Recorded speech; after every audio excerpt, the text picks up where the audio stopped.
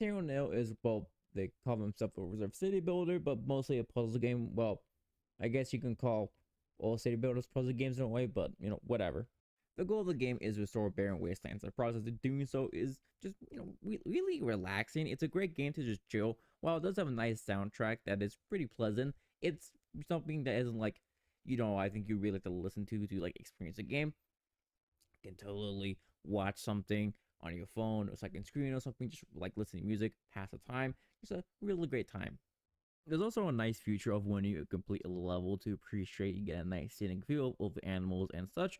And there's also a more skillful and completion side to the game. You can complete the level but may not be the prettiest, and you could have not met all the animals' needs. It just you need to meet the like percentage of the animal needs. So I suppose where the city builder aspect kind of comes more into it, since you can try to make the area look way more prettier and stuff. On top of that, making the necessary conditions to pass the area. Also, to create the various biomes, need to restore biodiversity, and a lot of animals have suitable habitats. You often need to do certain things, so you need to think a bit to actually like plan it all out. And if you want to escape it to make it look really pretty, majority of the puzzles are pretty easy, although there are some which should take me a bit. At the second title difficulty, the challenge of the game is you have limited resources and get them from restoration. Manage that along with the second phase of making sure there's enough biodiversity. It's normally easy, but there are some I found particularly hard, and it's a really only complaint is that there's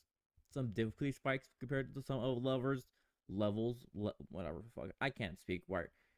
Again, this just could be me. I think there's a good chunk of the stuff that you can just breeze through and easily pass, while some took me a few hours to solve, although that could be somewhat mixed with sleep deprivation because I was getting stubborn with it, and it was past like 1 o'clock, and probably should have just went and sleep and kind of woken up and solved in like 20-30 minutes, but work harder, not smarter. Although there are the ones which I actually enjoy the most, the ones that are challenging. Who would have thunk actually having the game, make you do things is the funnest. It turns out that's how that works. Although even when the things were more challenging, I never really got frustrated or feel like it was kind of overwhelming. It was always really approachable no matter what. And I'm not sure if you guys are like this too, but sometimes my brain just doesn't want to brain, and I don't want to do like anything like productive, even just play video games or anything. But I don't want to doom scroll or just like stare at a wall. So it's really something you can just kind of do and find enjoyable and relaxing, and doesn't feel like my brain needs to be reconfigured to become a kumquat.